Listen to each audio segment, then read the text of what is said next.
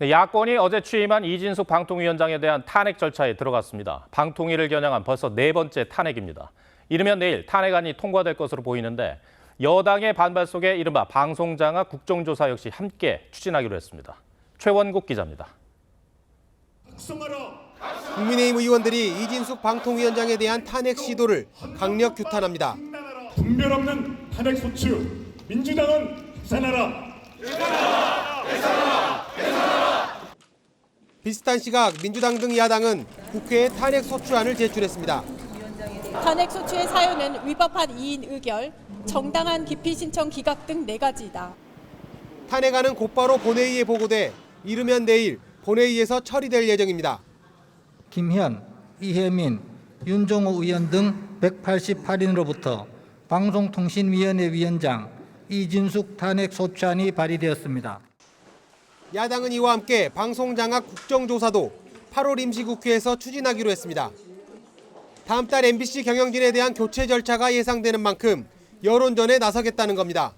방송 언론 장악의 내용이 너무나 심각하기 때문에 저희가 그 내용을 오늘 의장님께 충분히 전달했고 의장님도 시간을 갖고 야당은 내일 과방위 현안 질의를 통해 이 위원장의 청문회 위증 문제도 추궁할 계획이었지만 이 위원장은 건강상 이유로 출석하지 않겠다는 뜻을 국회에 전달했습니다. 앞서 이동관, 김홍일 전 위원장과 이상인 전 직무대행에 이은 네 번째 탄핵 시도에 국민의힘은 상습적인 탄핵 중독이라고 비판했습니다. 더불어민주당이 하고 있는 이 탄핵의 행태들은 무고 탄핵입니다. 무슨 죄가 있는 게 아니라 이미 이진숙 위원장에 대한 탄핵은 결정된 상태 아니었습니까? 민주당이 22대 국회 들어서 발의한 탄핵안만 현재까지 7건입니다. TV조선 최원국입니다. 탄핵 소추안이 국회 본회의에 보고된 직후 윤석열 대통령은 이진숙 방통위원장에게 임명장을 수여했습니다. 이번에는 앞선 두 위원장과 달리 사퇴 없는 정면 돌파 의지를 보인 것이겠죠. 공영방송 이사 선임 절차가 마무리됐기 때문에 수개월 직무정지를 당하더라도 헌법재판소 판단까지 가보겠다는 뜻입니다. 황선영 기자가 보도합니다. 이진숙 방송통신위원장의 탄핵안이 국회 본회의에 보고된 지 1시간 뒤 대통령실에선 임명장 수여식이 열렸습니다. 방송통신위원회 위원장의 임명. 윤 대통령은 이 위원장에게 고생이 많다고 했고 남편에겐 잘 좀 도와달라는 당부의 말도 전했습니다. 윤 대통령은 어제 저녁 방통위가 추천 의결한 KBS 이사 7명 임명안을 당일 밤 제가했습니다. 기존 서기석 이사장과 권순범 이사가 연임하고 류현순 전 한국정책방송원장과 이건 여성신문사 부사장 등 여권 추천 인사들입니다. MBC 대주주인 방송문화진흥회는 드루킹 특검 출신인 허익범 변호사를 비롯한 6명이 임명돼 향후 MBC 경영진 교체에 나설 걸로 예상됩니다. 공영방송이 공정한 보도를 할 수 있는 기반을 만들기 위해 이 위원장은 탄핵안 표결 전 자진 사퇴했던 전임 위원장들과 달리 사퇴하지 않고 헌법재판소의 판단을 기다리겠다는 입장인 것으로 전해졌습니다. 야당에서 탄핵안 오늘 예고했는데 시간 두고 한번 봅시다. 탄핵안이 통과되면 헌재 결정까지 최소 넉 달 정도 걸릴 전망인데 방통위가 또다시 개점 휴업 상태가 될 거란 우려가 나옵니다. TV조선 황선영입니다. 오늘 국회에선 이재명 대표의 총선 공약인 전국민 25만 원 지원법이 민주당 주도로 본회의에 상정됐습니다. 국민의힘은 이에 반발하며 곧장 이 필리버스터에 돌입했는데 방송사법 무제한 토론 종료 이틀 만입니다. 국회 취재기자 연결해서 자세한 상황 알아보겠습니다.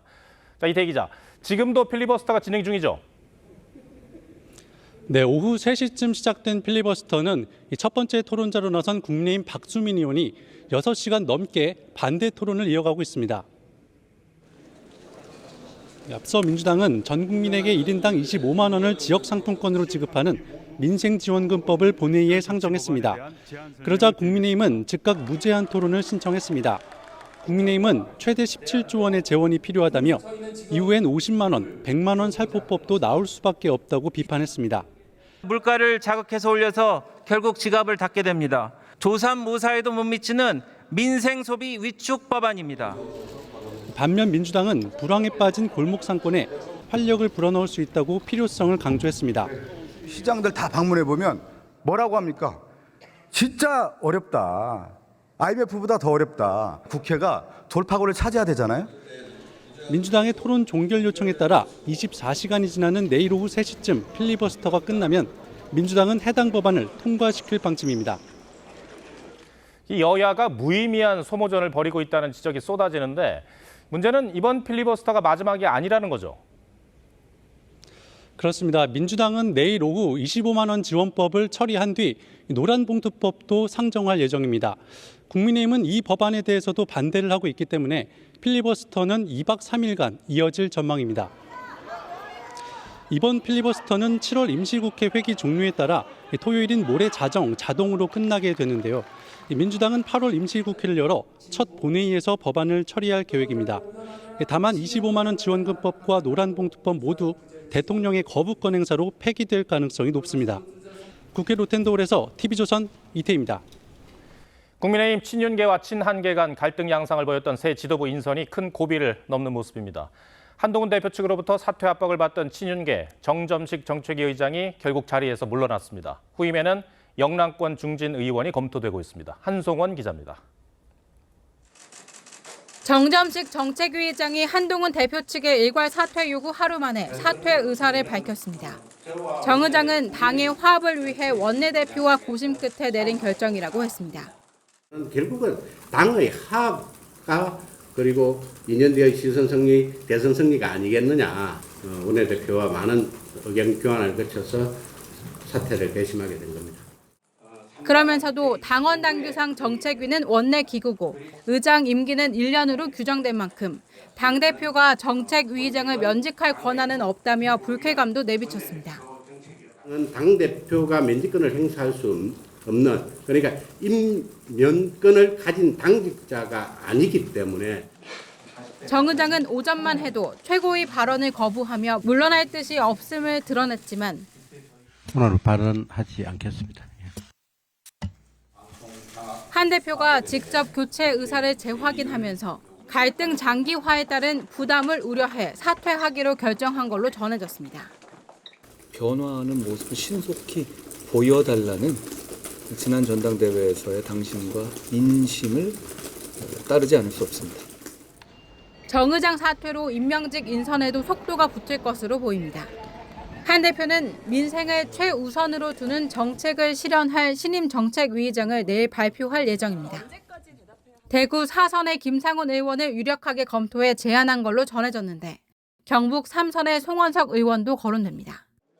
당원 당규상 새 의장 선임 시 원내대표와 협의를 거쳐 의원총회 추인을 거쳐야 하는 절차도 고려한 걸로 보입니다. TV조선 한송원입니다. 북한 압록강 일대를 덮친 홍수 피해가 생각보다 더 심각한 것 같습니다. 북한 체제 특성상 정확한 피해 규모는 알 수 없지만 최대 1,500명가량의 인명 참사가 추정된다는 소식은 어제 전해드렸습니다. 정부가 인도적 차원에서 북한의 수해복구 물자를 지원하겠다는 입장을 발표했습니다. 북한이 받아들일지는 알 수 없습니다. 이태영 기자입니다. 사흘간 쏟아진 기록적 폭우에 신의주와 의주 일대가 온통 물바다가 됐습니다. 주택 4,100여 채가 침수됐고 사망 실종자는 최대 1,500명에 달하는 것으로 알려졌습니다. 수천 명의 주민들이 침수 위험 지역에 고립되는 엄중한 사태가. 정부가 대규모 피해를 겪은 북한을 향해 긴급 물자 지원을 제안했습니다. 인도주의와 동포애의 견지에서 북한의 이재민들에게 긴급히 필요한 물자들을 신속히 지원할 용의가 있음을 밝힙니다. 지원 품목과 규모, 지원 방식은 북한 적십자회 측과 협의할 준비가 돼 있다며 조속한 호응을 기대한다고 했습니다. 북한이 지난해 4월 남북 연락 채널을 일방적으로 차단해 공개 발표 형식으로 제안이 이뤄진 겁니다. 윤석열 정부 들어 대북 인도적 지원을 공식 제안한 건 2022년 5월 방역협력 실무 접촉을 제의한 이후 처음입니다. 대북 수해 지원은 1995년부터 2010년까지 5차례 이뤄졌는데 2011년과 2012년엔 북한이 지원을 거부한 바 있습니다. 대북 지원이 성사될 경우 남북협력기금이 활용될 전망인데 남북을 적대적 두 국가로 규정한 북한이 제안을 받아들일 가능성은 높지 않다는 관측도 납니다. TV조선 이태형입니다. 조국 혁신당 이규원 대변인이 현직 검사 신분으로 정당 활동을 한 것에 대해 대검찰청이 감찰에 착수했습니다. 휴직 기간이 끝난 이 대변인에게 검사 업무 복귀 명령을 내렸는데 이를 거부한 것이 문제가 됐습니다. 무너진 공직기강의 대표 사례라는 비판이 나오는데 안혜리 기자가 이 내용 전해드리고 현직 검사의 정당 활동은 가능한 건지 따져보겠습니다. 조국 혁신당 이규원 대변인이 조국 대표로부터 꽃을 건네받습니다. 1호 강령인 우리는 검찰 개혁을 위해 행동한다의 감명을 받고 입당을 결심했습니다. 지난 3월 입당해 비례대표 후보 22번으로 총선에 출마했고 낙선 뒤 당 대변인으로 활동하고 있습니다. 대검찰청은 최근 현직 검사 신분인 이 대변인에 대한 감찰에 착수했습니다. 법무부는 지난 4월 이 대변인의 질병휴직이 끝나자 복귀를 명령했는데 이 검사는 무효 소송을 내고 출근을 거부했습니다. 대검 감찰부는 이 대변인의 정당 활동이 적법한지 확인할 계획입니다. 이 대변인은 지난 3월 입당 전 사표를 냈지만 법무부는 수리하지 않았습니다. 김학의 불법 출국 금지 사건 피고인으로 항소심이 진행 중이란 이유입니다. 그 현재 검사로서 또 재판에 나오셨는데 이런 부분에 대해서도 하실 말씀이 없으실까요? 이 대변인은 2022년 4월 휴직한 뒤 지금까지 1억 원 넘는 급여를 받았습니다. 이 검사는 SNS에 급여를 지급하지 말라고 이미 검찰에 요청했다며 현 국회 임기 종료 때까지 공직선거법에 따라 사직원 수리 간주 상태가 유지되고 있다고 했습니다. TV조선 안혜리입니다. 현직 검사, 공무원 신분입니다. 그런데 특정 정당의 대변인으로 활동하는 게 법적으로 문제가 없는 건지 따져보겠습니다. 자, 김자민 기자. 공무원인 검사가 정당 대변인을 하네요. 네, 이규원 검사는 총선을 앞둔 지난 3월 사직서를 내고 조국 혁신당에 입당했습니다. 공직선거법 제53조에 따르면 국가공무원은 선거일 90일 전에 사퇴해야 하는데요. 이 법은 사직서를 낸 시점에 이미 공무원이 아닌 것으로 봅니다. 사직서가 수리 안 돼도 선거에 출마하는 건 가능하다는 겁니다. 이규원 검사는 이 조항을 이용해서 정당에 가입했고 5월부터 대변인 활동까지 했습니다. 그러니까 이 검사는 아직 사직서가 수리가 안 됐으니까 공무원 신분이죠. 정당 활동을 계속해도 되는 겁니까? 네, 법무부는 총선 직후 이 검사에게 복직 명령을 내렸습니다. 이 검사는 법무부를 대상으로 복직 명령 무효 확인 소송을 내고 맞서고 있는데요. 일단 1심 판결을 기다려봐야 합니다. 그러니까 이른바 황운하 판례 때문에 이 공무원의 정당 활동 길이 열린 거죠. 네, 맞습니다. 황 의원은 대전경찰청장 시절 울산시장 선거 개입 의혹으로 고발된 상태에서 출마를 감행했고 사직서가 처리되지 않은 현직 경찰 신분으로 당선됐습니다. 대법원은 사직서를 제출해 더 이상 공무원으로서의 직무를 수행할 의사가 없음을 분명하게 표시했는데 사표 수리를 지연하는 건 부당한 결과를 초래한다며 의원직 유지를 결정했습니다. 그러니까 기소까지 된 현직 검사가 정당 활동을 하는 거는 문제가 있어 보이는데 법을 바꾸려는 움직임은 없습니까? 네, 2020년 최강욱 전 의원이 이른바 검사 출마 제한법을 발의했는데요. 검사 퇴직 후 1년 동안 선거에 출마하지 못하게 하는 내용이었는데 당시 윤석열 검찰총장의 대선 출마를 막기 위한 개정안 아니냐는 지적이 나왔습니다. 법무부는 위헌 소지가 있다며 반대 의견을 냈습니다. 사직서 수리 여부와 관계없이 이제 출마가 가능하니까 이런 문제가 생기는 건데 이게 법의 사각지대가 분명히 있는 것 같아요. 네, 앞서 검찰청법 개정안은 검사만을 대상으로 삼아 문제가 됐습니다. 사법기관의 신뢰가 무너질 수 있는 만큼 최소한 고위직만이라도 정계 진출을 일정 기간 제한해야 한다는 지적이 나옵니다. 공무원의 공직선거 출마를 관련해서 미리 사표 쓰도록 한 게 1년 정도는 돼야 실제로 공직에 있는 동안에 사표 안 쓰고서 계속 정치 활동하는 이런 걸 막을 수 있을 거예요. 이 법을 떠나서 윤리적으로 맞는 건지 국민들께서는 이미 판단을 하고 계실 겁니다. 알겠습니다. 자, 김자민 기자, 잘 들었습니다.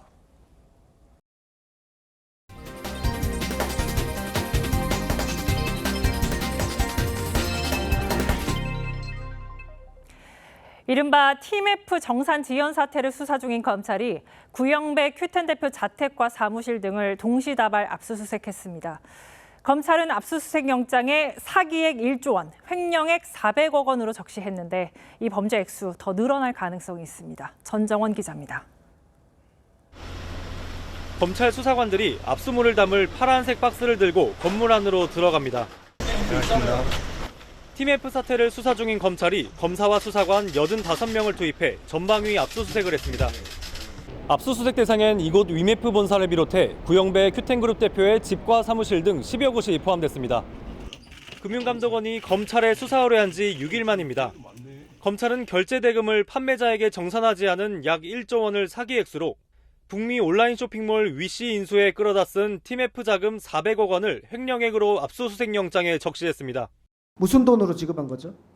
지급은 그때 그룹 내에 있는 자금을 다 모아. 그 그룹 내에 있는 자금이 판매 대금들 아니에요? 포함되어 있는 것으로 알고 있습니다. 암담한 처지에 놓인 피해자들의 추가 고소도 이어졌습니다. 판매자와 소비자를 유인한 후 하루아침에 운영을 중단한 것은 고의적 기망 의도에 해당하기에 사기 행위입니다. 이원석 검찰총장은 자금 흐름과 자산을 정밀히 추적해 피해를 최소화하라고 지시했습니다. TV조선 전정원입니다. 9명이 숨진 서울시청역 역주행 참사가 발생한 지 한 달 만에 경찰이 수사 결과를 발표했습니다. 구속된 가해 운전자는 급발진을 주장했지만 경찰은 운전자가 브레이크 대신 가속 페달을 밟았고 인도로 돌진할 땐 차량 속도가 시속 107km까지 올라갔다고 밝혔습니다. 류태영 기자입니다. 호텔 출구를 빠져나온 검은색 승용차가 빠른 속도로 일방 통행길에 진입합니다. 그 호텔 앞에 교차로에서는 한 52km 정도 산출이 됐고 건물 CCTV에서 통과하는 속도를 해봤더니 103km 정도가. 경찰은 국과수 감정 결과 등을 토대로 68살 운전자 차모 씨가 사고 발생 5초 전부터 브레이크를 밟지 않았다고 결론 냈습니다.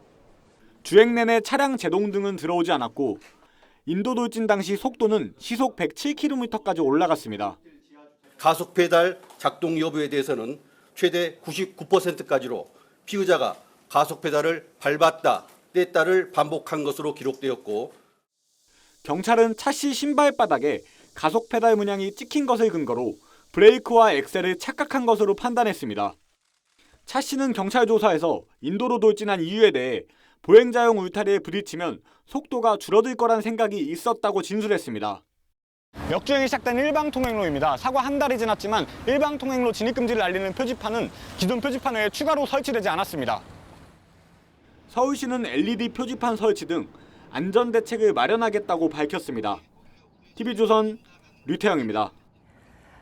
50대 남성이 평소 알고 지내던 여성을 살해하고 자신도 숨진 채 발견됐습니다. 결혼을 앞둔 여성이었는데 가해 남성은 이 숨진 여성의 사진을 찍어서 예비 신랑에게 보내기까지 했습니다. 조유진 기자입니다. 아파트 단지 안으로 경찰차와 구급대가 잇따라 들어옵니다. 주민들도 궁금한 듯 상황을 살펴봅니다. 어제 오후 2시쯤 이 아파트에 사는 50대 남성이 다른 남자와 결혼을 앞둔 50대 여성을 자신의 집으로 불러 살해했습니다. 이 남성도 같은 아파트 주차장에 세워져 있던 차 안에서 숨진 채 발견됐습니다. 남성은 살해한 여성의 모습을 사진 찍어 예비 신랑에게 전송했습니다. 그쪽에서 그런 사진을 보내니까 자신의 여자친구 핸드폰을 다른 남자가 받으니까 신고를 한 거죠. 숨진 여성은 1년 전쯤 식당에서 일하며 손님으로 온 가해 남성을 알게 된 것으로 전해졌습니다. 경찰은 여성이 스토킹 신고를 한 적이 없고 두 사람 간의 채권 채무 관계도 없었던 것으로 파악했습니다. 가해 남성이 사망해 사건은 공소권 없음으로 처리됐지. 대전의 한 어린이집에서 보육교사가 영유아를 학대한 정황이 드러났습니다. 입에 음식을 우겨 넣거나 낮잠을 자지 않으면 강하게 밀치는 모습이 영상에 그대로 포착됐습니다. 피해 학부모는 아이를 지옥에 밀어넣었다며 울분을 토했습니다. 김다루 기자입니다. 식판을 든 교사가 20개월 된 남자아이 입으로 음식을 우겨 넣습니다. 아이가 손으로 저항해 보지만 교사는 아이의 고개가 연거푸 젖혀질 정도로 숟가락을 밀어 넣습니다. 교사에 밀린 아이가 순식간에 넘어지며 바닥에 머리를 부딪히고 울음을 터뜨리지만 교사는 물건을 던지듯 아이를 내팽개칩니다. 영상을 보던 학부모는 울분을 참지 못합니다. 얘가 뭘 잘못했어? 얘 우는데 너 목 잡고 얘한테 어떻게 했어? 낮잠 시간, 잠이 들지 않은 아이를 여러 차례 밀쳐내더니 던지듯 강하게 몸을 굴리고 그 위로 이불을 덮어버립니다. 학교 문 앞에서 정말 미친 듯이 들어가기 싫어했거든요. 그 지옥 같은데 맨날 밀어 넣었으니 이 아이는 엄마가 얼마나 믿겠어요. 대전 유성구의 한 어린이집에서 학대 피해가 확인된 영유아는 지금까지 3명. 경찰은 40대와 50대 교사 2명을 아동복지법 위반 혐의로 입건했습니다. 경찰이 2달 분량의 CCTV를 확보해 분석 중인 만큼 추가 피해자가 나올 가능성도 남아 있습니다. TV조선 김다로입니다. 인천의 한 아파트 지하 주차장에 주차돼 있던 전기차에서 갑자기 불이 났습니다.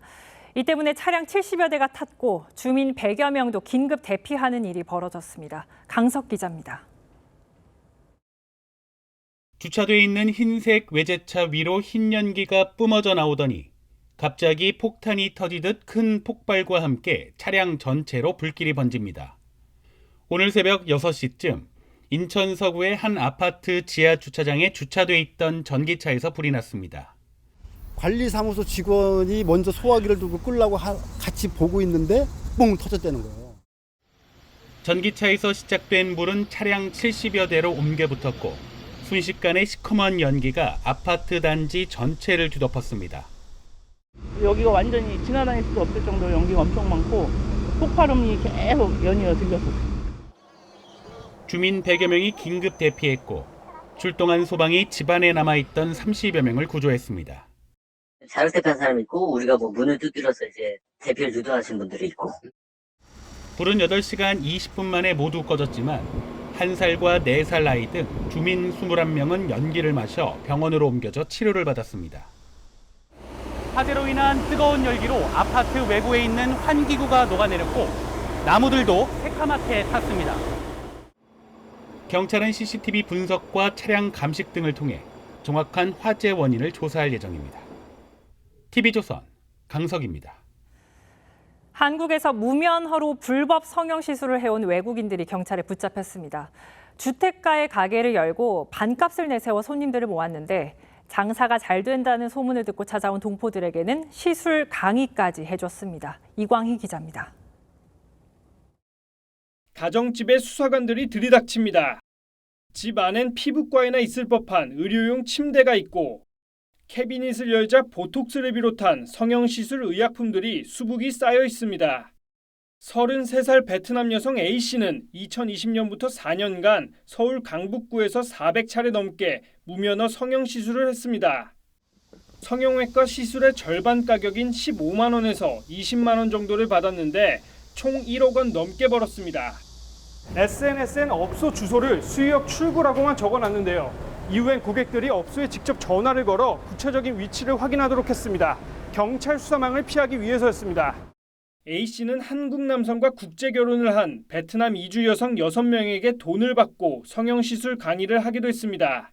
수강생들은 수도권이나 경기도권에 자기 업소를 차려놓고 무면허 시술을 행위를 해왔고요. 전국적으로 출장을 다니면서 재판에 넘겨진 A씨는 지난 6월 항소심에서 집행유예 3년을 선고받고 강제 추방됐습니다. 경찰은 A씨 등에게 94억 원어치 의약품을 불법 유통한 도매상 등 44명을 붙잡아 조사 중입니다. TV조선 이광입니다. 800억 원대 코인 사기를 벌인 40대 남성이 구속 기소됐습니다. 이른바 코인왕 존버킴이란 이름으로 유명세를 탄 인물인데요. 피해자들에게 뜯어낸 돈으로 200억 원대에 이르는 슈퍼카 13대를 타고 다녔습니다. 신유만 기자가 보도합니다. 에어컨 설비에 조명까지 갖춰진 대형 창고에 슈퍼카들이 즐비합니다. 한 대에 70억 원이 넘는 부가티, 46억 원짜리 페라리까지 이곳에 주차된 자동차 13대의 가격은 총 205억 원이 넘습니다. 가상자산업계에서 코인왕 존버 킴으로 불리던 42살 박모 씨는 코인 사기로 호화 생활을 즐겼습니다. 박 씨는 2021년 2월 사기성 가상화폐 포도코인을 상장한 뒤 시세 조종팀까지 운영하며 투자자 18,000명으로부터 809억 원을 뜯어냈습니다. 검찰은 사기와 배임 혐의로 박 씨를 구속해 재판에 넘겼습니다. 박 씨는 코인 사기 조사를 받던 지난해 12월 밀항을 시도하다 해양경찰에 붙잡혀 실형을 선고받기도 했습니다. 선박 서류 확인 실시하겠습니다. 그 밀항지로 출발하기 전에 나머지 1억, 총 2억을 갖다가 이렇게 지불한 걸로 이렇게 파악이 됐습니다. 검찰은 창고에 보관 중이던 205억 원어치 슈퍼카를 압수하고 범죄 수익 43억 원도 처분 금지 조치했습니다. TV조선 신유만입니다. 찜통더위가 연일 계속되는 가운데 인천 송도의 한 유명 아파트에서 에어컨이 중단되는 일이 발생했습니다. 주민들은 집에 있지 못하고 호텔과 카페를 전전하면서 불편을 호소하고 있는데요. 왜 이런 일이 벌어진 건지 김창섭 기자가 취재했습니다. 720세대가 사는 고급 주상복합. 집에 있는 에어컨은 꺼져 있고 창문만 열려 있습니다. 올 여름 들어 180세대의 에어컨이 작동하지 않으면서 낮 시간에는 주민들이 아예 집에 들어오지 않고 있는 겁니다. 집에 못 들어가고 있어요.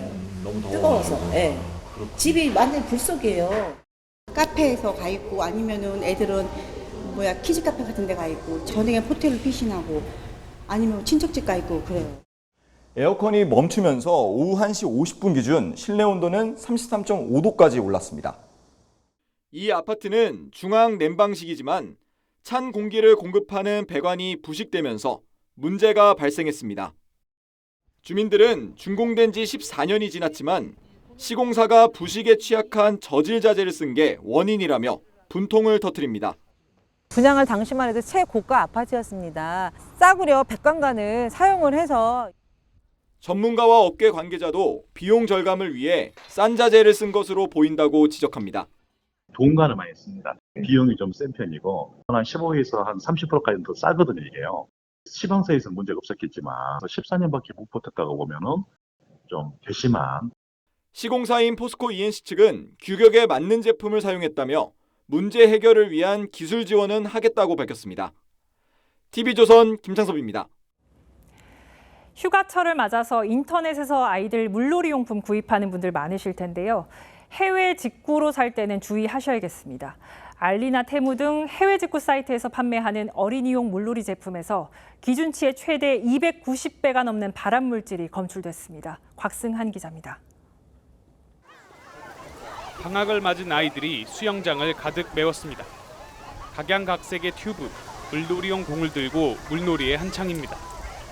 하지만 서울시가 알리, 테무 등 해외 온라인 플랫폼에서 판매 중인 어린이용 물놀이 용품을 검사한 결과 25개 제품 중 7개에서 기준치를 초과하는 유해 물질이 나왔습니다.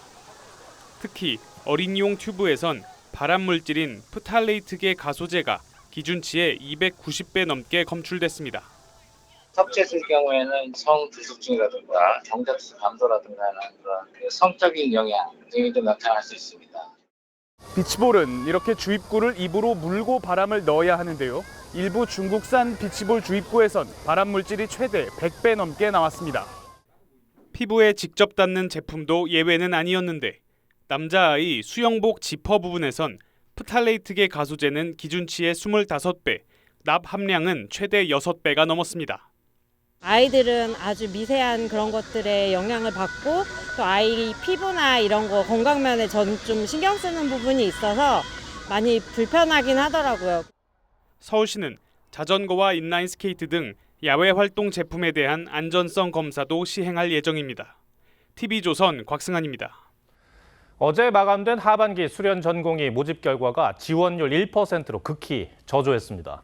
정부는 8월 중에 추가 모집을 실시하겠다고 했지만 하반기 지원자들에 대한 신상 털기까지 벌어지고 있습니다. 박재훈 기자가 취재했습니다.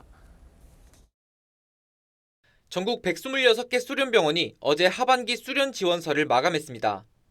인턴과 레지던트 등 지원자는 총 104명, 전체 모집 대상의 1.4%에 불과합니다. 그마저도 절반 가까운 45명은 빅5 병원으로 몰렸습니다. 정부는 이틀 전만 해도 전공의들에 대한 추가 대책은 없다고 했지만 지원 규모가 이렇게 많지 않은 걸로 저희들이 파악을 하고 있고 추후에 추가적인 대책은 지금 고려하고 있지는 않습니다. 저조한 하반기 지원율에 이달 안에 추가 모집을 실시하겠다고 말을 바꿨습니다. 하지만 전망은 밝지 않습니다. 특히 온라인에선 이번 하반기 지원자들에 대한 신상 털기도 이어지는 상황. 의사 커뮤니티엔 지원자들의 출신 학교와 실명 등이 올라와 있고 집단 린치를 놓아야 한다거나 축의금을 환불하라는 식의 협박과 조롱글이 올라오고 있습니다. 길어지는 의료 공백에 환자들 속은 타들어갑니다. 교수님 혼자서 뭐 이리 뛰고 저리 뛰고 하면 아주 바쁘게 생활하는 지금 그런 상황이기 때문에 수술 환자들은 대로상이 안 할 것으로 생각하고 있습니다. 정부는 8월 추가 모집 때도 피해가 이어질 걸로 보고 신상 공개와 조리돌림에 대해 수사를 의뢰하는 등 엄중 대응하겠다고 밝혔습니다. TV조선 박재훈입니다. 서울 아파트값이 과열 조짐을 보이면서 지역 큰손들도 앞다퉈 서울로 몰려들고 있습니다. 강남 3구는 원정 투자가 지난해에 비해 50% 넘게 늘었는데 정부는 투기 수요 차단에 나섰습니다. 먼저 고이동 기자입니다. 만세대가 입주한 서울 송파구의 대단지 아파트입니다. 올해 초 19억에서 20억 원대에 거래되던 전용 84제곱미터가 최근 22억 원대로 올랐습니다. 현장에선 지방에서 올라온 투자자들이 한몫했다고 말합니다. 40%에서 50%가량이 지방에 손님들이 문의가 들어오는데 그 안전적인 게 과연 어디로 갈 거냐라고 할 때 서초, 강남, 송파 3구를. 올 초부터 5월까지 강남 3구 아파트를 산 외지인 비율은 지난해 같은 기간보다 51% 늘었습니다. 이 가운데 한강변 신축 아파트가 많은 서초구는 2배 넘게 급증했습니다. 지방부동산은 여전히 빙하기지만 서울은 과열 조짐을 보이면서 똘똘한 한 채로 몰렸다는 게 전문가의 분석입니다. 강남 아파트를 안전자산으로 인식하는 강남 불패 신화도 영향을 끼친 것으로 보입니다. 강남 아파트는 가장 빨리 오르고 가장 늦게 떨어지는 소위 안전자산이라는 인식이 있습니다.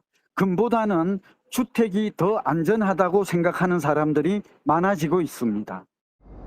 서울 아파트 값은 이번 주도 올라 19주 연속 상승세를 탄 가운데 정부는 투기 수요를 엄단하겠다며 수도권을 중심으로 허위 매물과 담합, 편법 증여 단속에 나섰습니다.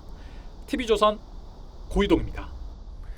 네, 이렇게 수도권을 중심으로 아파트값이 들썩이면서 정부는 빌라나 오피스텔 공급을 통해 수요를 분산시키겠다는 계획을 세우고 있습니다.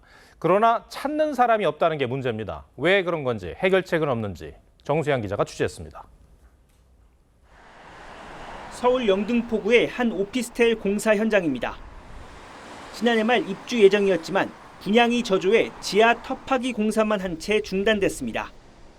분양이 잘 안 됐어요. 주택수에 들어가니까 그러니까 세금 문제들 뭐 이런 것들 때문에 그 다음에 대출이 또 깡깡 묶여 있잖아요. 오피스텔이 찬밥 신세가 되면서 공급도 크게 줄어 올해 서울 입주 물량은 5,000실에 불과합니다. 서민의 주거 사다리로 불리는 빌라는 더 심각합니다.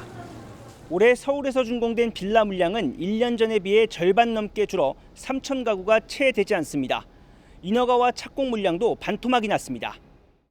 아예 안 팔리다 보니까 PF도 안 되고 시행하는 우리 같은 사람들도 땅을 안 살려고 하고 아예 안 된다고 보시면 됩니다.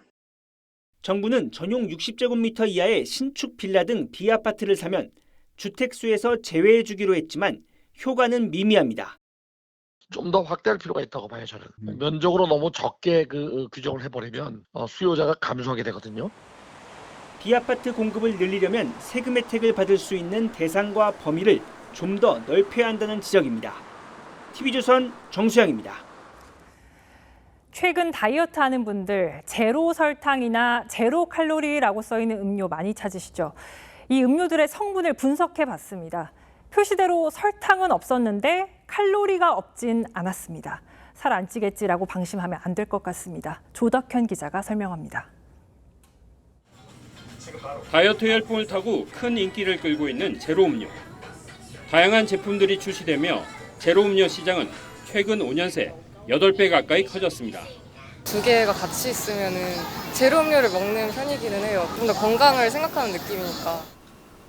그런데 소비자원이 시중에서 많이 팔리는 제로 음료 14종을 시험해보니 모든 제품이 적지 않은 열량을 함유하고 있는 것으로 나타났습니다. 특히 섬유질이 들어간 한 제품은 한 병당 열량이 32kcal로 일반 제품 대비 22% 열량을 가진 걸로 조사됐습니다. 이 제로 음료 한 캔의 열량 8kcal는 쌀밥으로 보면 약 5g, 반 숟갈에 불과한 열량이긴 한데요. 하지만 밥 한 술에도 예민한 이들에겐 민감한 문제입니다. 제로 음료들이 열량을 가진 건 설탕 대신 넣는 감미료 때문입니다.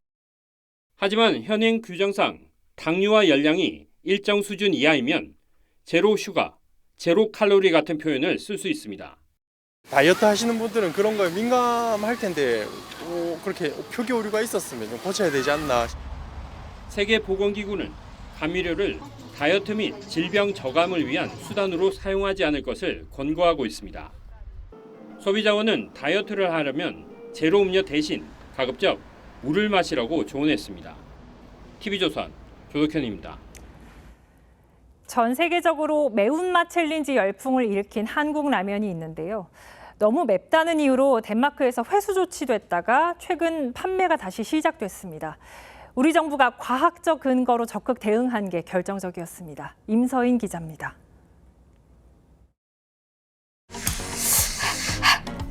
We did it! We survived the spicy ramen challenge. 외국인 유튜버가 우리나라 매운 라면 먹기에 도전하는 챌린지 영상입니다. 덴마크에서 리콜 조치됐다가 최근 판매가 재개되면서 오히려 관심이 뜨거워졌습니다. 당시 덴마크 식품당국의 마음을 되돌린 건 과학적 수치를 근거로 한 적극적인 반박이었습니다. 식약처가 직접 실험에 나섰습니다. 조리 전 라면 소스를 분석기에 돌렸더니 캡사이신 함량이 16.8mg입니다. 이번엔 면을 익히고 소스를 뿌려 비빕니다. 완성된 면과 소스에서 캡사이신 함량을 측정해봤더니 약 8mg이 적었습니다. 덴마크 위해성 기준 11.8mg보다 낮습니다. 조리 과정에선 봉지와 냄비에, 먹을 땐 그릇에 소스가 남기 때문에 실제 섭취하는 캡사이신 양이 더 적다는 것을 확인시킨 게 주요했습니다. K푸드가 해외 규제 장벽을 해소하는 데 있어서 앞으로도 과학적인 자료를 가지고 이 같은 적극적인 대처와 한류 열풍 등에 힘입어 지난해 라면 수출액은 1년 새 25% 늘어난 약 1조 3천억 원으로 역대 최고치를 기록했습니다. 지난 6월엔 식용금박을 쓰지 않는 베트남에 금박의 안전성을 설명해 처음으로 수출 승인을 받기도 했습니다. TV조선 임서인입니다. 하마스 최고 정치 지도자 하니예가 이란에서 암살되면서 중동 지역 긴장감이 최고조에 달하고 있습니다. 이란 최고 지도자는 이스라엘에 직접적이고 가혹한 보복을 하겠다고 예고했고 이스라엘도 재반격 의지를 분명히 하고 있습니다. 황정민 기자입니다. 수천 명의 추모 인파가 팔레스타인 국기를 들고 운구 행렬을 지켜봅니다. 이란에서 암살된 하마스 최고 정치 지도자 하니예의 장례 절차가 1박 2일 일정으로 테헤란에서 시작됐습니다. 이란 지도부는 이 자리에서 가혹한 보복을 한 목소리로 다짐했습니다. 장례를 주재한 이란 최고 지도자 하메네이는 이스라엘을 직접 공격하라고 군 지도부에 지시한 것으로 전해졌습니다. علت و ابعاد این حادثه در دست بررسی است و نتایج آن متعاقباً اطلاع رسانی خواهد شد. 구체적으로는 지난 4월 처음으로 이스라엘 영토 공격을 단행했을 때처럼 군사시설 등에 대규모 드론 미사일 공습을 벌이는 방안이 거론됩니다. 이번에는 이란 심장부에서 공격이 이루어진 만큼 보복 강도가 더 높아질 거란 전망도 나옵니다. 이스라엘은 재보복을 불사하겠다는 뜻을 분명히 했습니다. ישראל תגבה מחיר כבד מאוד על כל תוקפנות נגדנו מכל זירה שהיא. 지난달 가자지구 공습 때 하마스 군사 지도자 데이프 사살에 성공했다며 당시 영상도 공개했습니다. 유엔 안보리 긴급회의에선 이란이 미국 책임론을 제기했지만 미국 정부는 관여하지 않았다며 선을 그었습니다. TV조선 황정민입니다.